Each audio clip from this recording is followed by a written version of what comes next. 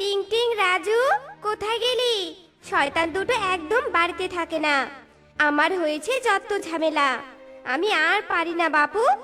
আমি আর এই সংসারে কাজ করতে পারবো না। কই রে, কোথায় তোরা?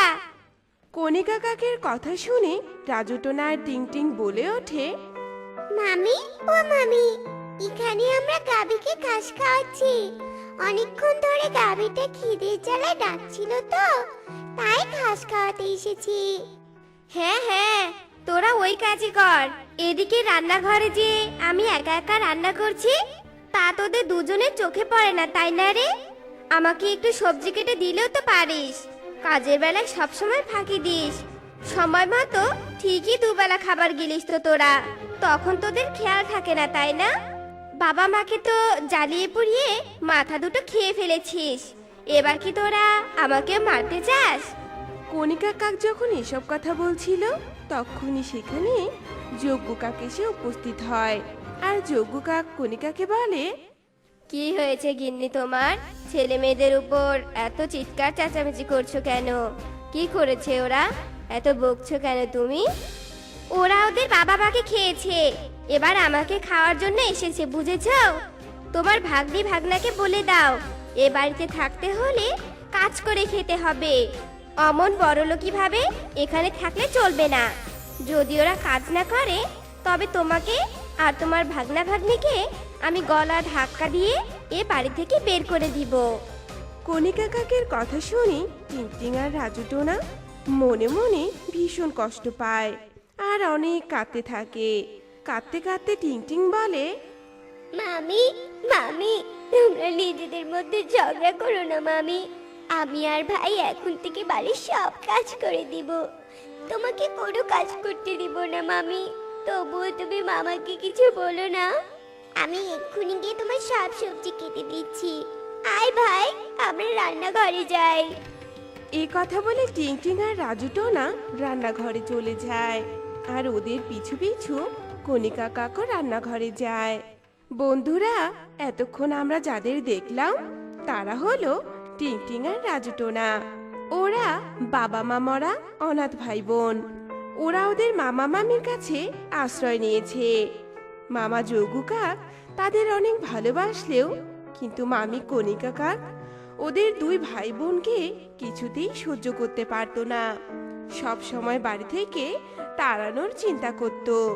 কিন্তু টিং টিং আর রাজু টোনা লাথি ঝাঁটা খেয়েও অসহায়ের মতো মামা মামির কাছেই পড়ে থাকতো। এরপর, কই রে আমার সোনামণিরা, আয় খেতে আয়। সারাদিন তো কাজ করেই যাচ্ছিস, খেতে হবে না বুঝি? আয় আয়, তাড়াতাড়ি খেতে আয় রে।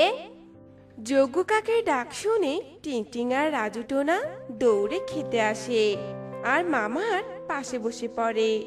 এ দেখে কণিকা কাক বলে, হ্যাঁ রে, তোদের কোনো লজ্জা নেই রে? ডাকলেই দৌড়ে আসতে হবে খাবার খেতে?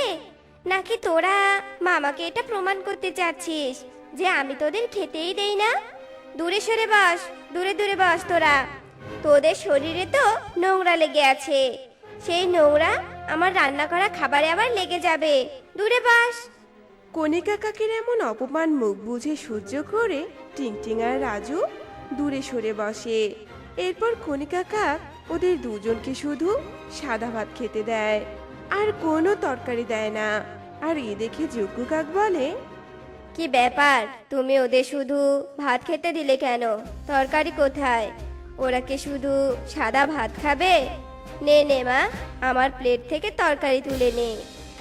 যজ্ঞ কাকের প্লেট থেকে তরকারি তুলে দেওয়া দেখে কণিকা কাক অনেক রেগে যায়। শুধু যে ভাত দিয়েছি এটাই ওদের কপাল। তোমাকে অত দরদ দেখাতে হবে না, বুঝতে পেরেছো? আর শোন তোরা, খাবারগুলো গেলা শেষ হলেই পুকুর পাড়ে গিয়ে এটো থালা বাসনগুলো ধুয়ে নিয়ে আসবি। আরো অনেক কাজ বাকি আছে, তাড়াতাড়ি খেয়ে নে তো, আর খেয়ে আমাকে উদ্ধার কর। কণিকা কাকের এমন কথা শুনে টিং টিং আর রাজু তাড়াতাড়ি খাবার শেষ করে আর এটো থালা বাসনগুলো পুকুর ঘাটে নিয়ে যায়। আর যাওয়ার সময় ওরা গাভীটাকে পুকুরের ঘাটে ঘাস খাওয়ানোর জন্য নিয়ে যায়। বলতো গাভী, আমাদের এত কষ্ট কেন? মামি আমাদের অনেক কটু কথা শোনায় রে। আমার আর সহ্য হয় না, এত কাজ করি তবুও মামি আমাদের ভালোই বাসে না। রাজু টোনা যখন গাভীর সাথে এসব কথা বলছিল, পিছন থেকে কনিকা কাক এসে ওদের সব কথা শুনে ফেলে। আর এসব শুনে কনিকা কাক অনেক রেগে যায়। ও আচ্ছা, তাই তো বলি থালা বাসন পরিষ্কার করতে এত সময় লাগছে কেন ওদের। আমার নামে এসে দুর্নাম করিস তোরা, তাই না? আজ আসুক তোর মামা বাড়িতে। তোদের বাড়ি থেকে যদি না তাড়াতে পেরেছি, তবে আমার নামও কণিকা নয়। এই বলে কনিকা কাক সেখান থেকে চলে যায়। এরপর রাত হয়ে যায়। যজ্ঞ কাক রাতে কাজ থেকে বাসায় ফিরলে কনিকা কাক যজ্ঞকে বলে, আজ তোমাকে একটা সিদ্ধান্ত নিতেই হবে যজ্ঞ। আমি আর পারছি না সহ্য করতে এসব। তোমার ভাগনা ভাগ্নি আমার নামে দুর্নাম করে, খেতে পড়তে দেই তবু ওরা আমাকে শত্রু মনে করে, জানো? আমি ওদের উপর নাকি অনেক অত্যাচার করি। আজকেই তুমি তোমার ভাগনা ভাগ্নিকে বাড়ি থেকে বের করে দাও, নইলে আমি নিজেই বেরিয়ে যাব। এবার ভেবে দেখো যজ্ঞ, তুমি কি করবে? এসব কি বলছো কণিকা? তুমি কি পাগল হয়ে গেছো? বাবা মা মরা ছেলে মেয়ে দুটোকে আমি কিভাবে তাড়িয়ে দিব বলো? আমি এ কাজ কিছুতেই করতে পারবো না। তুমি যদি টিংটিং আর রাজুকে তাড়িয়ে না দাও, তবে আমি কিন্তু জলে ডুবে মরবো, এই বলে দিলাম। এভাবেই কনিকা কাকার যজ্ঞ টিংটিং আর রাজু টোনাকে নিয়ে অনেক ঝগড়া করতে থাকে। অবশেষে যজ্ঞ কাক আর কোনো উপায় না পেয়ে দুই ভাই বোনকে বাড়ি থেকে বের করে দেওয়ার সিদ্ধান্ত নেয়। তারপর যজ্ঞ কাক দুই ভাই বোনকে ডাকে। আর যজ্ঞ কাকের ডাক শুনে দুই ভাই বোন যজ্ঞ কাকের কাছে আসে। সোনামণিরা, আমাকে তোরা মাফ করে দিস। আমি তোদের আর এই বাড়িতে থাকতে দিতে পারবো না। তোরাই এই বাড়ি থেকে চলে যা। তোদের মাকে দেওয়া কথা আমি রাখতে পারলাম না রে, তোরা আমাকে মাফ করে দিস। যজ্ঞ কাকের মুখে এসব কথা শুনে দুই ভাই বোন অনেক কাঁদতে থাকে। ঠিক আছে মামা, আমরা থাকলে যদি সমস্যা হয় তবে আমরা চলে যাব, এই রাতেই চলে যাব। কিন্তু মামা, আমার মায়ের শেষ চিহ্ন ওই গাভীটাকে আমাদের সাথে নিয়ে যেতে দিবে? গাভীটাকে আমরা খুব ভালোবাসি গো। টিংটিং এর কথা শুনে কনিকা কাক অনেক রেগে যায়। কিছুতেই আমি তোদের এই গাভীটাকে দিব না। কিছুদিন আগেই গাভীটার বাছুর হয়েছে। গাভীর দুধ বিক্রি করে আমি অনেক টাকা পাবো। আর তোরা কি না গাভীটাকে নিয়ে যেতে চাস?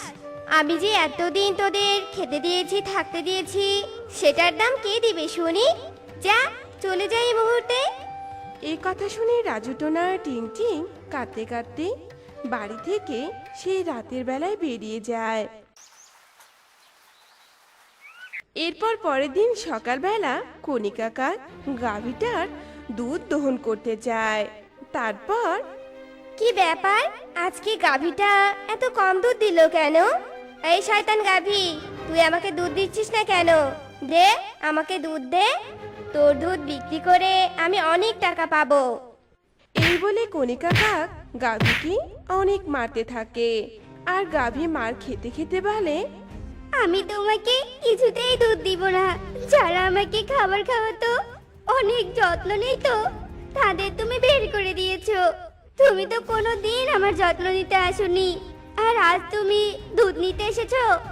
না, আমি কিছুতেই দুধ দিব না।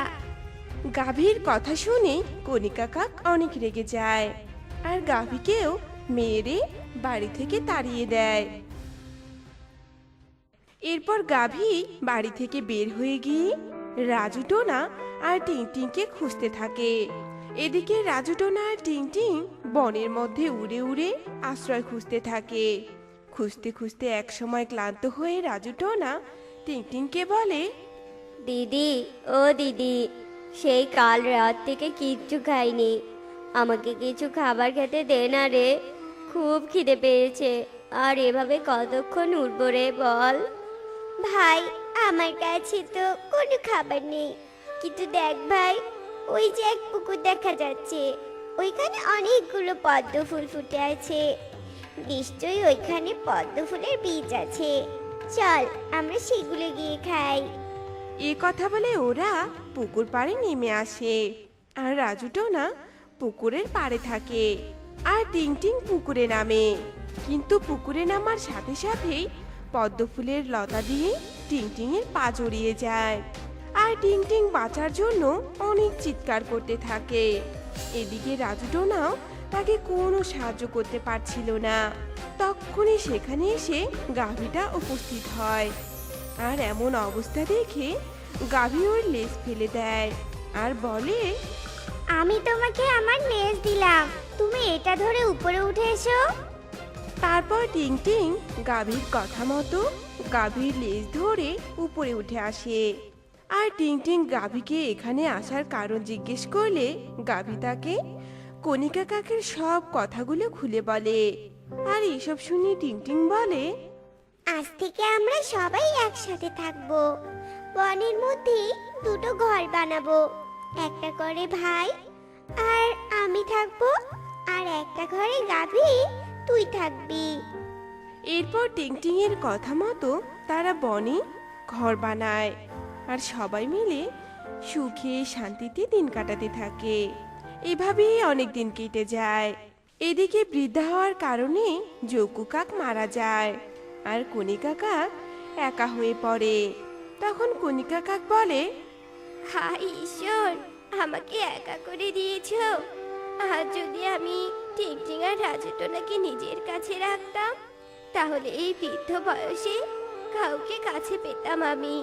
আজ নিজের ভুলের জন্য বাকিটা জীবন আমাকে একাই কাটাতে হবে। এভাবেই কণিকা কাক তার ভুলের জন্য অনেক অনুতপ্ত হতে থাকে। আর তখন থেকেই কণিকা কাক একাই তার জীবন কাটাতে থাকে।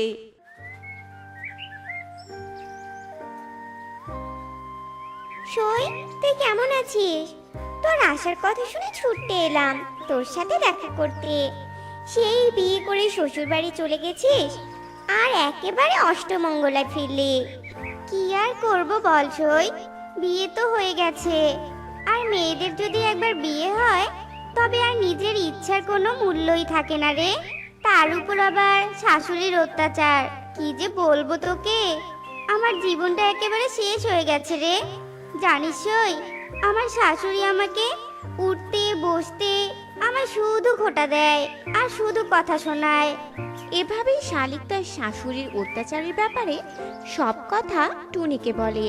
বেশ কিছুদিন হলো শালিকের বিয়ে হয়েছে, আর আজই শালিক তার বাপের বাড়িতে বেড়াতে এসেছে। শালিকের আসার কথা শুনেই তার ছোট্টবেলার বন্ধু টুনি তার সাথে দেখা করতে এসেছে। কি বলছিস সই? তবে শাশুড়িরা এত খারাপ হয়?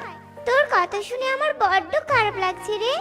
যাকগে সই, তুই আমাদের বাসায় বেড়াতে আসিস। আমি এখন যাই রে, ওদিকে আবার বাবা কখন যে ডাকাডাকি শুরু করে। এরপর টুনি বাসায় ফিরে যায়। আর টুনি বাসায় গিয়ে দেখে তাকে পাত্রপক্ষ দেখতে এসেছে। কি রে মা, হুটহাট করে কোথায় চলে যাস বলতো? বলছি তোকে পাত্রপক্ষ দেখতে এসেছে। তাড়াতাড়ি তৈরি হয়ে নে মা, তোকে একটা ভালো পাত্রের সাথে বিয়ে দিতে পারলে তবেই তো আমার শান্তি। টুনি তার বাবা রাজু টোনার কথা মতো তৈরি হয়ে নিয়ে পাত্রপক্ষের সামনে যায়। টুনিকে দেখে পাত্রপক্ষ ভীষণ পছন্দ করে। আরে বাহ, মেয়ে তো একেবারে আসমানের চাঁদের মতো সুন্দর।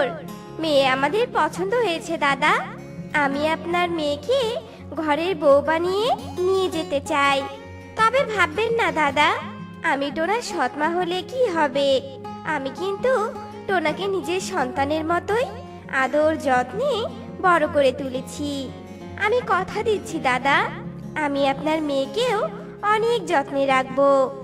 মিনু টুনটুনির এসব কথা শুনে রাজু টোনা ভীষণ খুশি হয় আর টোনার সাথে টুনির বিয়ের দিন তারিখ ঠিক করে। এরপর পাত্রপক্ষ চলে যায় আর রাজু টোনা টুনির বিয়ের আয়োজনও শুরু করে দেয়। সই, আমার তো কদিন আগে বিয়ে ঠিক হয়ে গেছে রে, তাই তোকে নেমন্তন্ন করতে এলাম। জানিস সই, আমার হবু বরের যে নিজের মা নেই, সে যে সৎ মায়ের সাথে থাকে। জানিস, আমার বর না শহরে চাকরি করে, আমাকে তো তাহলে সৎ শাশুড়ির সাথে থাকতে হবে রে। সবই তো বুঝলাম রে সই, কিন্তু তোর আবার নিজের শাশুড়ি নেই? সৎ শাশুড়ি? আমার নিজের শাশুড়ি আমার সাথে যে ব্যবহারটাই করে, আবার তোর আবার সৎ শাশুড়ি। না জানিস ওই তোর কপালে কি আছে? তা বলছি, এই বিয়েটা কি তুই ভেঙে দিতে পারিস না? না রে সই, বাবাজি কথা দিয়ে ফেলেছে। আমি তো কিছুতেই বিয়েতে রাজি হতে পারছিলাম না, কিন্তু বাবার কথায় আর অমত করতে পারিনি রে।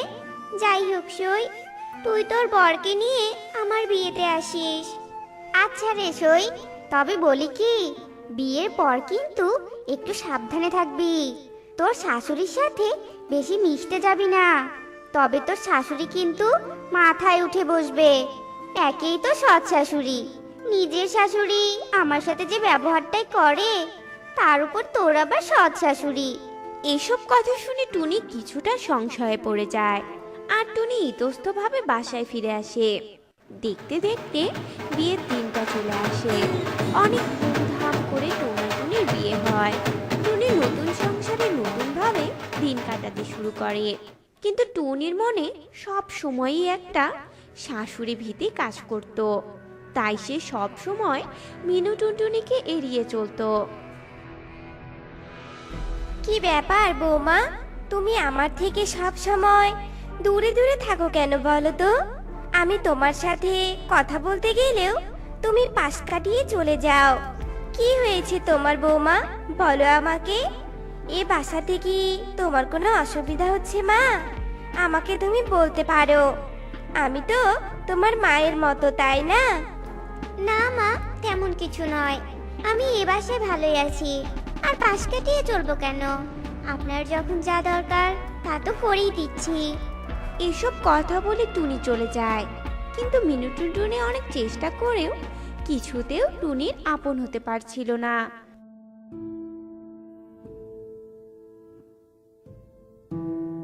এ কি বৌমা, গয়নাগুলো এভাবে ছড়িয়ে রেখেছো কেন?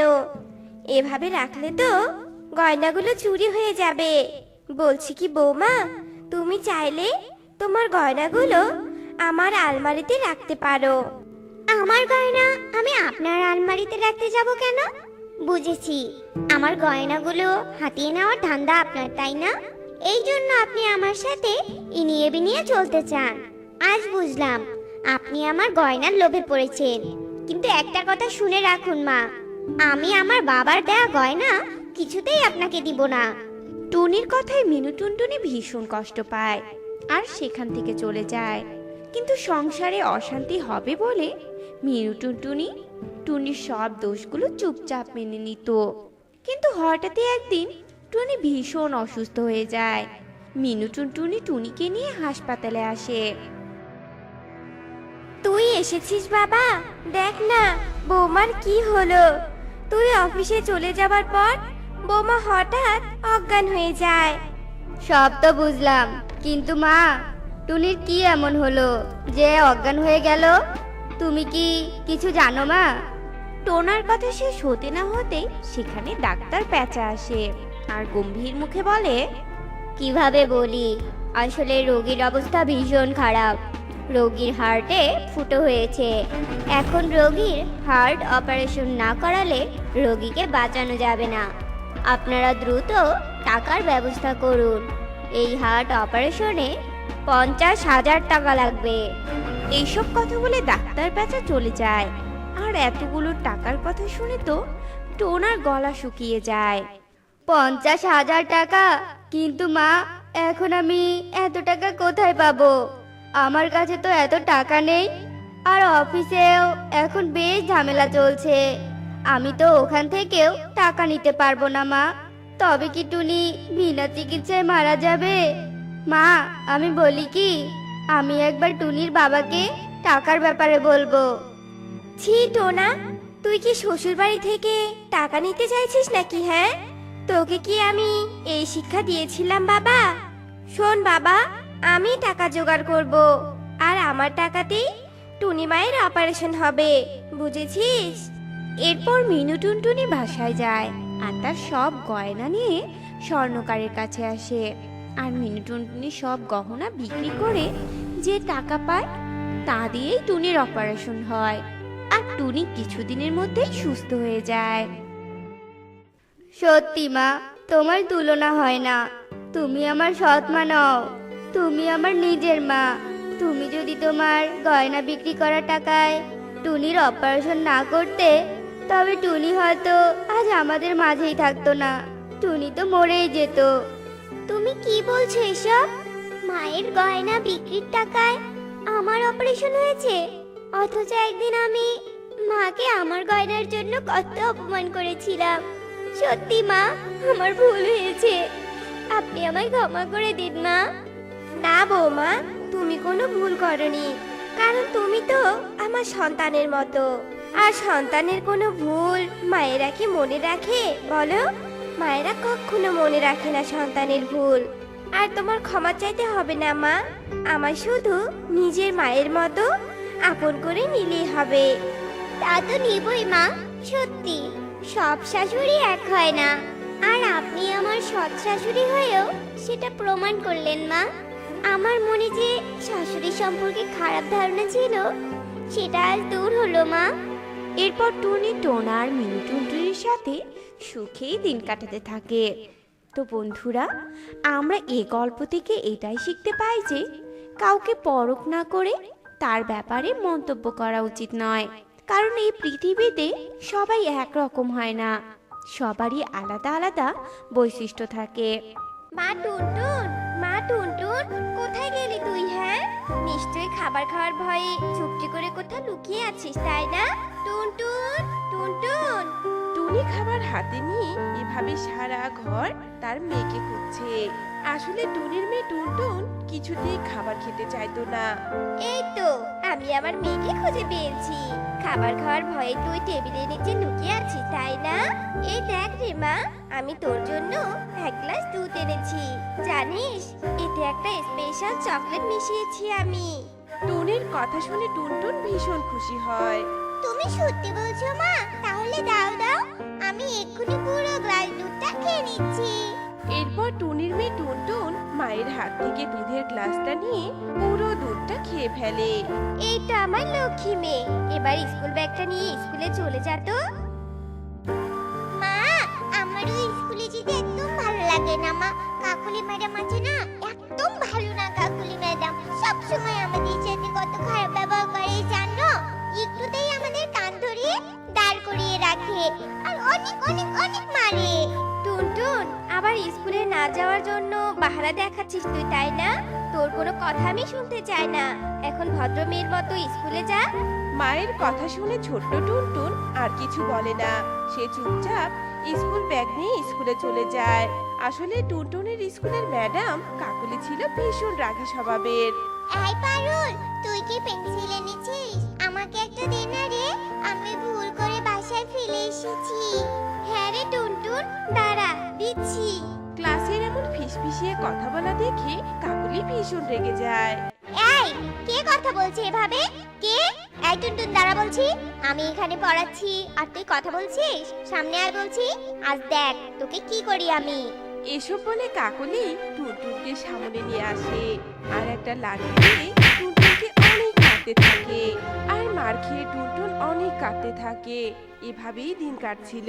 কাকুলি রোজ রোজ এভাবে কোনো সাধারণ কারণে ছাত্রছাত্রীদের অনেক মারতো।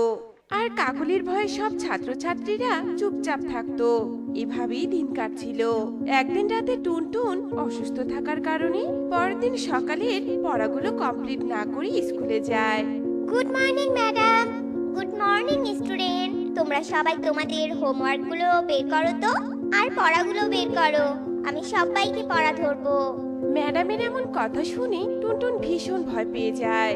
আর সব ছাত্রছাত্রীরা হোমওয়ার্ক আর পড়া দিতে পারলেও টুনটুন কোনো পড়া দিতে পারে না।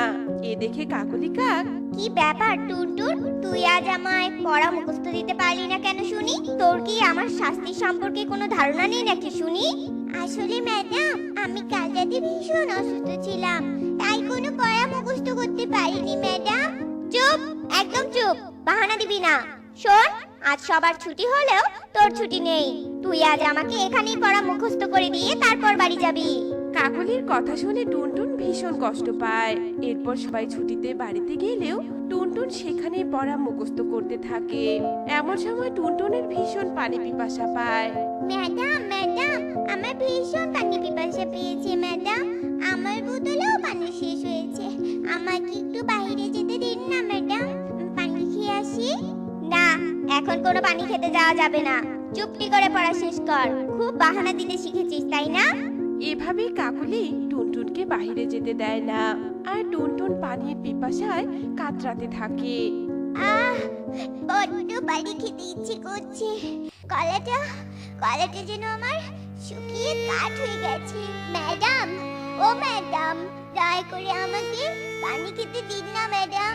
পানি পানি, আমি বোধহয় মরেই যাব ম্যাডাম, আমাকে একটু পানি দিন ম্যাডাম। এভাবে টুনটুন বারবার কাকলির কাছে কান্না করলেও কাকলির মনে কোনো দয়া হয় না, আর টুনটুন সেখানে পানির জন্য ছটফট করতে করতে মারা যায়। কাকলি ভীষণ ভয় পেয়ে যায়, আর কি করবে কি না করবে এটা ভেবে টুনটুনের মৃতদেহ চুপ করে রাস্তায় ফেলে যায়। এইদিকে টুনি মেয়ের এমন মৃতদেহ দেখে ভীষণ কাঁদতে থাকে, আর মেয়ের হঠাৎ মৃত্যুর রহস্য টুনি খুঁজে পায় না। এভাবেই মেয়েকে হারিয়ে টুনি অনেক কষ্টে দিন কাটাচ্ছিল।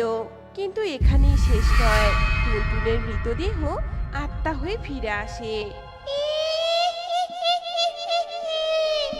আমি ফিরে এসেছি, আমার মৃত্যুর প্রতিশোধ নিতে এসেছি ম্যাডাম, এবার আপনি উচিত শিক্ষা পাবেন।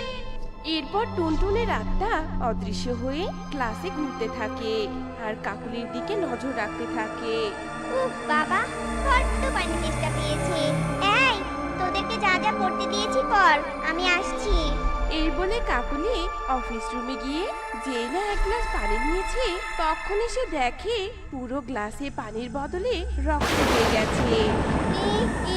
কি রক্ত? রক্ত কোথা থেকে এলো? আমি তো পানি ঢেলেছিলাম। ও মা গো! এসব বলে কাকুলি সেখান থেকে পালিয়ে যায়। এভাবেই কাকুলি যখনই পানি খেতে যেত, তখনই সব পানি রক্ত হয়ে যেত। একদিন রাতে আহ, আমি যে আর পারছি না, এসব কি হচ্ছে আমার সাথে? পানির অভাবে যে আমার গলা শুকিয়ে কাঠ হয়ে যাচ্ছে। কাকুলি যখন এভাবে বলছিল, এমন সময় কাকুলির রুমে হাসি আর কান্নার আওয়াজ শুরু হয়, আর রুমের সব লাইট অফ আর অন হতে থাকে। এদিকে কাকুলি কাক ভীষণ ভয় পেয়ে যায়। কে কে কে ঘরে? ভূত! সামনে এসো! কেন আমার সাথে এমনটা করছো? আমাকে দয়া করে জল খেতে দাও, আমি কি করেছি? কাকুলি যখন এভাবে কাঁদছিল, এমন সময় সেখানে টুনটুনের আত্মা চলে আসে, আর টুনটুনের আত্মাকে দেখে কাকুলি কাক ভীষণ ভয় পেয়ে যায়। চিনতে পারছেন ম্যাডাম আমাকে? আমি যে টুনটুন, যাকে আপনি পানি খেতে দেননি। আমি সেই দিন ছটফট করতে করতে পানি পিপাসায় মরে গেছিলাম, তাই আমি প্রতিশোধ নিতে ফিরে এসেছি। আমাকে মারিস না টুনটুন, আমি অন্যায় করেছি, সব সময় তোদের সাথে রাগ দেখিয়েছি। আমাকে ক্ষমা করে দে টুনটুন, আমাকে ক্ষমা করে দে। না, আপনার কোনো ক্ষমা নেই, আমি আপনাকে পানির অভাবেই মেরে ফেলবো ম্যাডাম। আপনি বুঝবেন পানির অভাবে মৃত্যু কতটা কষ্টের। এসব বলে টুনটুনের আত্মা সেখান থেকে অদৃশ্য হয়ে যায়, আর এরপর থেকে কাকুলি পানির অভাবে কাতরাতে থাকে। কিন্তু সে কোথাও কোনো পানি পায় না, আর সব পানি রক্ত হয়ে যায়। এরপর কাকুলি পানির পিপাসায় একসময় মারা যায়। প্রতিশোধ নিয়েছি আমি, এবার যে আমাকে বিদায় নিতে হবে। তবে যাওয়ার আগে আমি আমার মাকে শেষ দেখা দেখে যেতে চাই। এরপর টুনটুনের আত্মা তার মাকে দূর থেকে দেখে কাঁদতে কাঁদতে চলে যায়। এই অলক্ষী, এই তুই এভাবে আর কতদিন কাটাবি শুনি? তোর মতো অলক্ষী মুখ পুরি বন্ধার জন্য আমি বনে মুখ দেখাতে পারি না। আজ পর্যন্ত তুই একটা সন্তানের মুখ দেখাতে পারলি না। মা, এসব কি বলছেন আপনি? সন্তান না হওয়ার জন্য তো আর আমি দায়ী নই। ঈশ্বর চাইনি, তাই আমাকে কোনো সন্তান দেয়নি ঈশ্বর। তুই যে অলক্ষী, সেই জন্যই তো ঈশ্বর তোকে কোনো সন্তান দেয়নি। আর টোনা আমার একটাই ছেলে। এবার টোনা শহর থেকে আসলে টোনাকে বলবো তোকে বাড়ি থেকে বের করে দিতে। যে আমার বংশের বাতি জ্বালানোর জন্য একটা সন্তান দিতে পারে না, তার মতো কপালপুরীর আমার কোনো দরকার নেই। মা, আপনি রোজ রোজ আমাকে এসব বলে বলে অপমান করেন কেন বলুন তো? আর আপনি কি কখনো ভেবেছেন যে আমার কেমন লাগে? আমারও তো মা ডাক শুনতে ইচ্ছে করে মা। এই বলে টুনি কান্না করতে করতে নদীর পাড়ে যায় আর কান্না করে বলতে থাকে, হে ঈশ্বর, কেন কেন তুমি আমার সাথে এমনটা করলে ঈশ্বর? কেন আমাকে মা ডাক শোনার থেকে আলাদা করলে?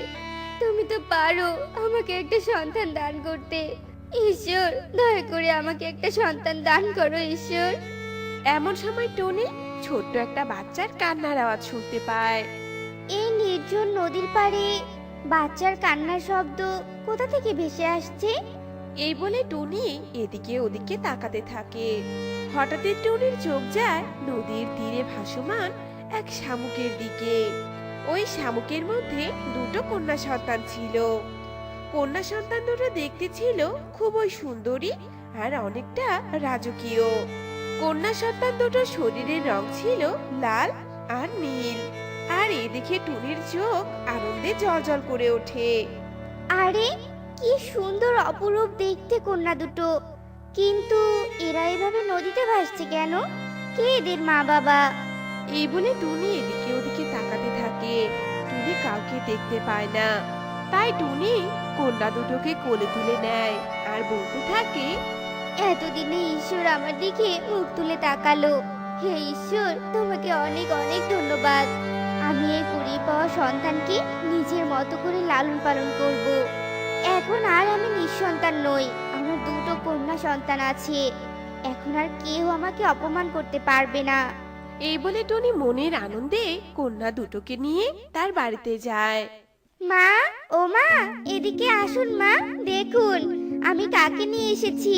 দেখুন মা, দেখুন আমি ঈশ্বরের কৃপায় দুটো কন্যা সন্তান কুড়িয়ে পেয়েছি। মা! টুনি যখন এসব বলে চিৎকার করছিল, ঠিক সেই সময় সেখানে মিনু আসে। এই অলক্ষী আবার নাকি সন্তান কুড়িয়ে পায়। এই, সত্যি করে বলতো, এই কন্যা দুটো কি তুই কোথা থেকে চুরি করেছিস? আর চুরি করেছিস তো ভালো কথা, তাই কন্যা সন্তানগুলো কেন? ছেলে সন্তান চুরি করতে পারিসনি? মা, আমি চুরি করিনি। আমি তো নদীর জলে এই কন্যা দুটোকে কুড়িয়ে পেয়েছি। কোথায় আপনি খুশি হবেন তা না করে উল্টো আমাকে অবিশ্বাস করছেন, তাই না? অবিশ্বাস করব না তো কি করব শুনি? একে তো তোর জন্যই এই পরিবারে অভাব অনটন লেগে আছে, তার উপর তুই আবার দুটো কন্যা সন্তানকে নিয়ে এসেছিস। না জানি এরা আবার কত অলক্ষী। আমি আপনার সমস্যাটা বুঝতে পারছি না মা। সন্তান হলেও দোষ, আবার সন্তান না হলেও দোষ। আপনি যা বলার বলে নিন। আমি তো এই কন্যা দুটোকে নিজের মতো করে লালন পালন করব। টুনির এই কথা শুনে মিনু আর কোনো কথা বলে না। মিনু চুপচাপ ওখান থেকে চলে যায়। এইভাবে আরো বেশ কিছুদিন কেটে যায়।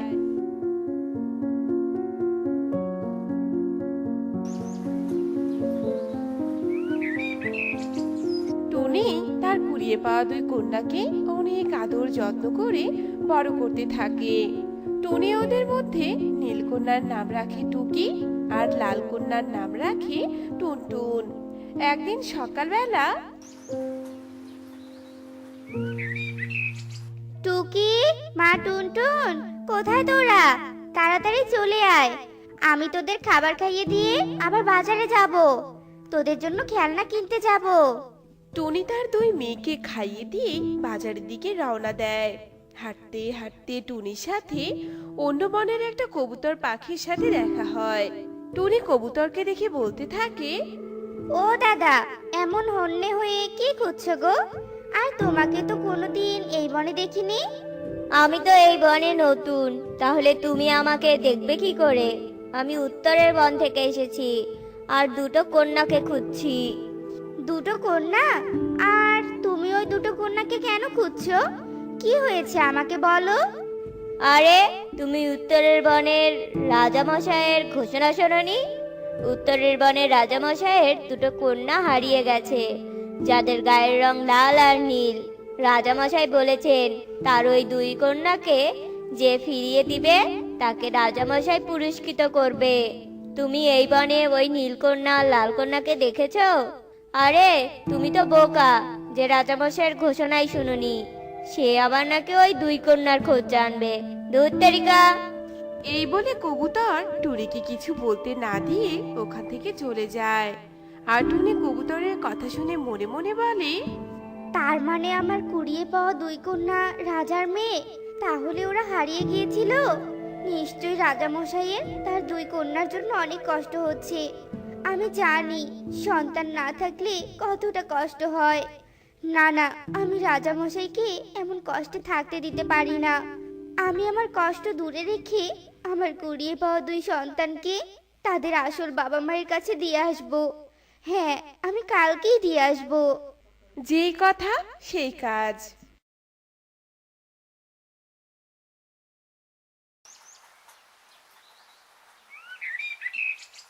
পরের দিন টুনি তার দুই কন্যাকে নিয়ে উত্তরের রাজ্যের রাজপ্রাসাদে যায়। আর টুনি রাজাকে দেখে বলে, রাজামশাই, আমি আপনার এই দুই কন্যাকে অনেক ছোটতে কুড়িয়ে পেয়েছিলাম, আর আমি এদের নিজের সন্তানের মতো করে বড় করে তুলছি। আজ আমি আমার কুড়িয়ে পাওয়া দুই কন্যাকে ফিরিয়ে দিয়ে যাচ্ছি। আমি অনেক দিন থেকেই খুঁজছি। আজকের দিনটা আমার অনেক আনন্দের দিন। তোমাকে অনেক অনেক ধন্যবাদ টুনি। তবে তুমি এবার আসতে পারো। টুনি রাজামশাইয়ের কাছে তার দুই কন্যাকে ফিরিয়ে দিয়ে কাঁদতে কাঁদতে রাজপ্রাসাদ থেকে বেরিয়ে যায়। টুনি যখন রাজপ্রাসাদ থেকে বের হয় তখন পিছন থেকে ওই রাজ্যের রানী টুনিকে ডাকে। আর রানী বলে, দাঁড়াও দাঁড়াও বলছি টুনি। টুনি, তুমি এটা কি কাজ করলে? কেন তুমি আমার দুই কন্যাকে রাজার হাতে তুলে দিলে? এবার যে ওই দুষ্টু রাজা আমার দুই কন্যাকে মেরে ফেলবে। কি করলে তুমি এটা? কেন নিয়ে এলে আমার দুই কন্যাকে? কি বলছেন কি এসব রানীমা? রাজামশাই তার নিজের কন্যাদের কেন মেরে ফেলবে? আপনার কোথাও ভুল হচ্ছে রানীমা। কোনো পিতা তার সন্তানকে মারতে পারে না। না না, আমার কোথাও ভুল হচ্ছে না। আর ওই দুষ্টু রাজা ওই দুই কন্যার বাবা রূপী একটা রাক্ষস। ও আমার বাচ্চার বাবা নয়, ও রাক্ষস। ওই রাক্ষসের হাত থেকে আমার দুই কন্যাকে বাঁচানোর জন্যই আমি ছোটতে আমার দুই কন্যাকে নদীতে ভাসিয়ে দিয়েছিলাম, যাতে আমার দুই কন্যার কোনো ক্ষতি না হয়। আমার দুই কন্যা ছিল শুভ শক্তির আধার। এখন ওই রাক্ষস রাজা আমার দুই কন্যাকে মেরে শক্তিশালী হবে, আর এই রাজ্যটা অশুভ শক্তিতে পরিণত করবে। এখন আমি কি করে আমার দুই কন্যাকে বাঁচাবো? আমি তো এসবের কিছু জানতাম না। হে ঈশ্বর, আমি কি করলাম? যে হাতে ওদেরকে আদর করেছি সেই হাতে ওদেরকে মৃত্যুর পথে ঠেলে দিলাম। রানীমা, ওই রাক্ষস রাজাকে ধ্বংস করার কি কোনো উপায় আপনার জানা আছে? হ্যাঁ, আমার জানা আছে, তবে ওটা একটু কষ্টদায়ক কাজ। তুমি পারবে না। আমি দুই কন্যাকে বাঁচানোর জন্য সব কাজ করতে পারি, এমনকি নিজের জীবনও বাজি ধরতে পারি। আপনি বলুন কি উপায় আছে?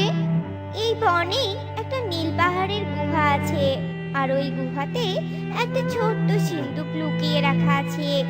আর ওই সিন্ধুকেই আছে রাজার প্রাণভ্রমরা। আর ওই প্রাণভ্রমরাটা পাহারা দেয় একটা তান্ত্রিক। ওই তান্ত্রিকের চোখকে ফাঁকি দিয়ে ওই প্রাণভ্রমরাটা এনে ওটাকে ধ্বংস করলে রাক্ষস রাজা মারা যাবে। আমি যাচ্ছি রানীমা, খুব তাড়াতাড়ি চলে আসবো। এই বলে টুনি চলে যায় রাজার প্রাণভোমরা আনতে। এদিকে রাজা ওই দুই কন্যাকে বলি দেওয়ার জন্য প্রস্তুত হয়। এমনটা করবেন না, আমার সন্তানকে মারবেন না, আমার সন্তানকে মারবেন না। সন্তান? কিসের সন্তান? আমার কাছে সন্তানের কোনো মূল্য নেই। আমার কাছে সবচেয়ে বড় মূল্য হলো শক্তি। আমার শক্তির প্রয়োজন। এদেরকে আমি বলি দিয়ে অনেক শক্তিশালী হয়ে যাব। এমন সময় টুনি হাতে রাজার প্রাণভোমরা নিয়ে আসে আর বলে, দুষ্ট রাক্ষস রাজা, তুই আর বাঁচবি না। তাহলে শক্তি অর্জন কিভাবে করবি? হ্যাঁ, আজ তোর শেষ দিন। এই দেখ, আমি তোর প্রাণ ভোমরা নিয়ে এসেছি। ঈগল রাজা টুনির হাতে তার প্রাণভোমরা দেখে ভয় পেয়ে যায়। আর সে বলে, এই টুনি পাখি, তুই এই প্রাণ ভোমরাটা কোথায় পেলি? এটা তো তান্ত্রিক পাহারা দিচ্ছিল। ওই পাহারাদার তান্ত্রিকটা তোর থেকে অনেক মায়াবী ছিল। আমাদের দুই মায়ের কষ্টের কথা শুনে ওই তান্ত্রিক ইচ্ছে করে তোর প্রাণ ভোমরা আমাকে দিয়ে দিয়েছে।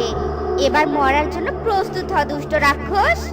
এই বলে টুনি কাচের বোতলে রাখা প্রাণভোমরাটাকে আছাড় দিয়ে ভেঙে ফেলে। আর সাথে সাথে ঈগল মারা যায়। আর ওই দুই কন্যা বেঁচে যায়। এরপর থেকে টুনি ওই দুই কন্যা আর রানীর সাথে অনেক সুখে শান্তিতে রাজপ্রাসাদে বসবাস করতে থাকে।